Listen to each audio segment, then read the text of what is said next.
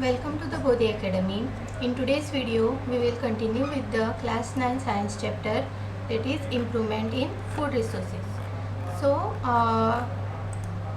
we were we have finished studying about the different methods of crop improvement. Last what we have done was the cropping patterns. In today's class, we will start with the crop protection management. Okay, so the different factors which affect the crop production are the weeds, pests, and the different diseases. Okay, so weeds, what are weeds? Weeds are the unwanted plants that grow in the cultivated field among the crops. Okay, now they will compete with the food, space, light, etc., water with the crop plants, and it will reduce the growth of the crops. Okay, it will reduce the growth of the crop plants. Therefore, the removal of these weeds is very essential during the early stages, and the process is called as weeding. Now, how these weeds can be controlled? The most effective way is the mechanical removal. That is, we can remove the weeds by hand or using some farm instruments. Then we can also use weedicides, which are the chemicals which can kill the weeds but will not affect the crop plants. Then there are other preventive methods such as proper preparation of seed bed and sowing, finely sowing the seeds, intercropping, crop rotation. This we have already talked about in the last class. So this is the first factor, that is weeds. Then the second factor is the insect pest. Now how this insect pest will affect the crops? So they will cut the root, stem and leaves of the plants, which will damage the plants. They will suck the cell sap from various parts of the plants. Okay, they will suck the sap. An example of these pests is aphids. Okay, the aphids will suck the cell sap from the plant cells.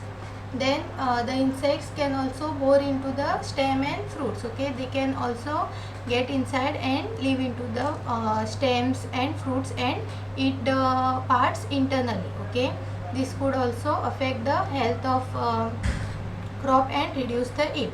Now, what are the preventive measures for these pests? So the use of disease resistant varieties, this is one way. We can use disease resistant varieties which can resist the pests. Then we can spray pesticides or insecticides to kill the germs. Then we have to check the crops time to time to ensure that there are no pests. Also, cropping methods such as crop rotation will ensure that there are no pests infecting the field.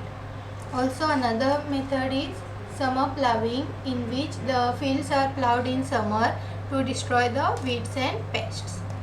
Okay, then the third factor that affects the field is diseases. Now, who will cause these diseases? These are caused by the microorganisms. Okay, so microorganisms such as fungi, bacteria, viruses will often attack the crop and affect them. Now, these pathogens are transmitted through the soil, water or air. Now, in lower class, we have already learned what are pathogens. So, pathogens are any organisms which will cause diseases in plants, animals or humans. Then let us move on to the animal husbandry. Okay, what is animal husbandry? It is a scientific method of management of domestic animals in an efficient manner to obtain food and other useful product from them. Now, animal husbandry is the management of domestic animals such as cows, different birds or poultry like hen. Then in efficient manner to obtain food, for example milk, eggs, meat, etc., and other useful product from them. Now, animal based farming will include the cattle farming, poultry farming, fish farming and beekeeping. So the first one is cattle farming. Now, cattle farming is done for getting milk, Then ploughing the fields, as we know cattle are used in ploughing the field, and also for bullock cart transportation.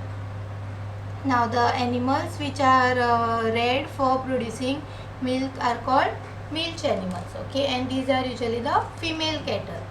Then the draught animals are those which do not produce milk, okay, these are the male cattle, but they are used for the agricultural work, to pull the plough or to pull the carts. Then the period of milk production between birth of young one and the next pregnancy is called the lactation period, okay. Now this is for the milch animals, the female cattle. So this is about cattle farming. Then the next type of animal husbandry is poultry farming. So poultry farming includes different kinds of domesticated birds, okay. In poultry farming, different birds are domesticated to get food items and other useful items from them. So the different poultry are chicken, duck, goose, pigeon and turkey. Now this poultry farming is mainly done for meat and eggs, which both provide us with proteins. So the birds which are grown for obtaining meat are called broilers, okay. Birds which are grown or reared for obtaining meat are called broilers, and they can be used after 6 to 8 weeks from their birth. And the birds which are used for or grown for obtaining eggs are called as layers, okay. They lay eggs, so they are called as layers, and they can be used after 20 weeks when their sexual maturity has reached. The third type is fish production, okay. Fish is also a great source of protein, and these fishes can be obtained in 2 ways. So the first is from natural resources, by capturing the fishes in rivers or oceans, and the second is fish farming, in which the fishes are cultured in confined species. So let us see aquaculture. So it is a method of farming aquatic animals under controlled circumstances, and it is performed in both fresh water as well as salt water bodies. So what is aquaculture? Aquaculture is the farming of aquatic animals under controlled circumstances or controlled situation.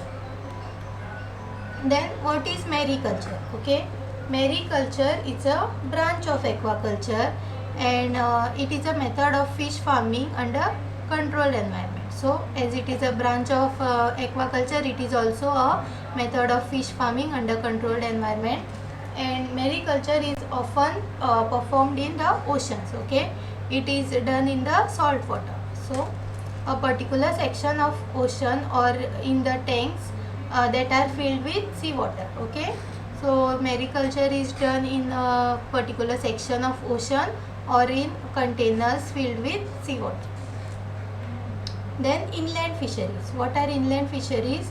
The fishes found in lakes, ponds, lagoons and rivers are captured in these inland fisheries, okay. And the main source of inland fisheries is the fresh water or the brackish water. Brackish water are the parts of where the sea and the river meets, okay. So it has both salt plus fresh water. And some of the examples of these inland fishes are silver carp, common carp, etc. Then marine fisheries. What are marine fisheries? The marine fishes that are caught using fish nets and mechanical capturing techniques, okay. So these are the fishes which are captured from the seas. Then the main source of these fishes is marine water or salt water. Some of the examples are tuna, Bombay duck and prawns. Then another method is, or another type of animal husbandry is beekeeping, okay. In this the honeybees are kept and managed to get the honey and wax from them. So it is a practice of keeping, caring and management of honeybees on large scale for obtaining the honey and wax. Okay, so what are apiaries? So the setting of a number of beehives in desired location in a systematic manner that allows the maximum pollen and nectar collection is called an apiary. Okay, so in this a number of beehives are kept in desirable locations in a systematic manner which will allow the maximum yield of pollen and nectar collection. Then the bees which are commercially used for honey production are the Apis canera indica, that is the Indian bee, then Dorsetta, that is the rock bee, then Flore, that is the little bee, and Mellifera, which is an Italian variety of bee. So these four are the common bees which are used for beekeeping. So this is all in this chapter. Thank you for watching my video. Please like, share and subscribe to the Bodhi Academy.